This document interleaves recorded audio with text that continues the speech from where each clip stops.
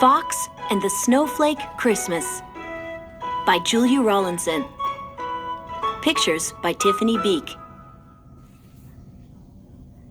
When you hear this sound,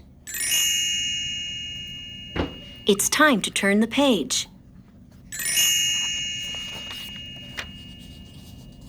It was an ice-bright Christmas Eve, and the sky was a dazzling blue.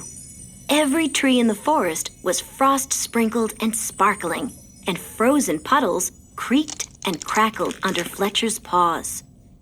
He padded down the burrow bank to where the rabbits used to live and bounced over the fallen tree that blocked their old front door. And he stopped, and he looked, and he had a terrible thought.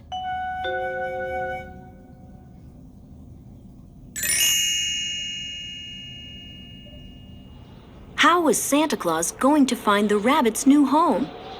Fletcher shivered as a chill wind sliced through the forest, rattling the bare branches. He thought about how sad he would feel if he had to move from his cozy den. He thought about how the rabbits would feel if Santa Claus did not come. And then he thought about arrows. Fletcher began to search around, collecting sticks from the frosty ground and arranging them to make a trail of arrows leading to the new burrow.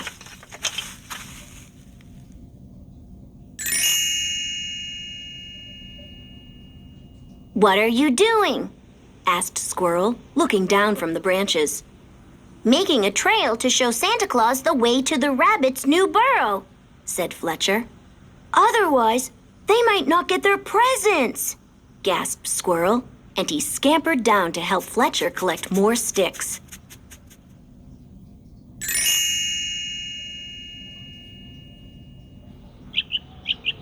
Soon, a flock of birds gathered in the treetops, their feathers fluffed against the cold to see what was going on. "We're making a trail to the rabbit's new burrow," said Fletcher. "For Santa Claus," added Squirrel. "We'll help you," chirped the birds.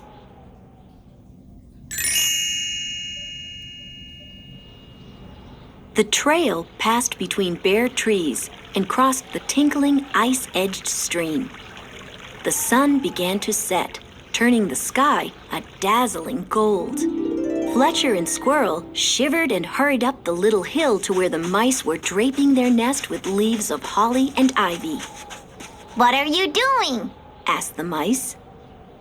"We're making a trail," said Fletcher. "To the rabbit's new burrow," said Squirrel. "For Santa Claus," added the birds. "You'd better hurry," said the mice. "It's getting late. We'll help you."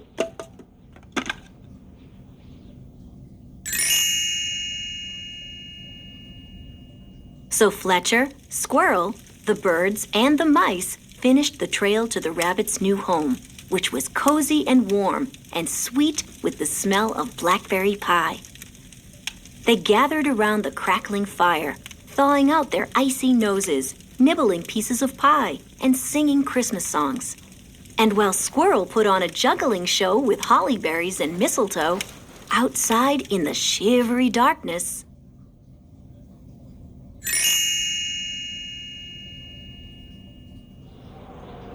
it began to snow. Fat white flakes tumbled softly from a heavy sky. They landed light and whisper quiet on the frozen ground.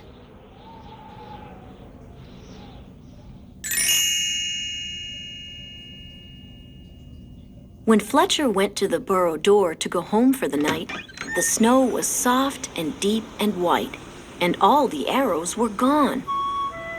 "Oh, no!" cried Fletcher, blinking back tears. "What will happen to your presents now? Santa Claus will never be able to find your home." Fletcher stared out into the darkness, imagining Santa Claus lost in the snow.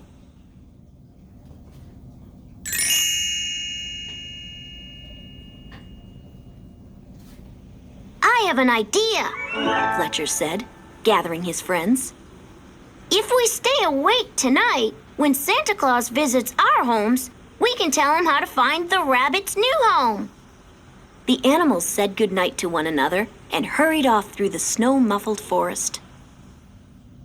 Fletcher snuggled down in his warm, soft bed to keep watch for Santa Claus.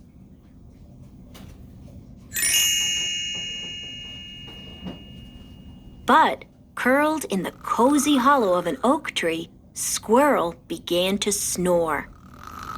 High in the snowy branches of a fir tree, the birds began to doze. In their toasty, warm nest, the mice dreamed of berries wrapped with ribbons. And in his snug little bed, Fletcher's eyes closed. So when Santa Claus came to call, everyone was fast asleep. But the next morning, when Fletcher rushed to the rabbit's burrow,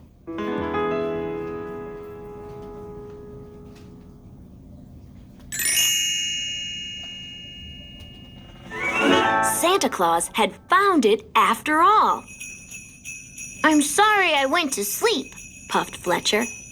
"but I've brought you a Christmas rose. And we've brought nuts," panted Squirrel, carrying the mice through the snow. "And we've brought berries," sang the birds. "And best of all, you've brought yourselves, and there's room in the burrow for everyone," said the rabbits.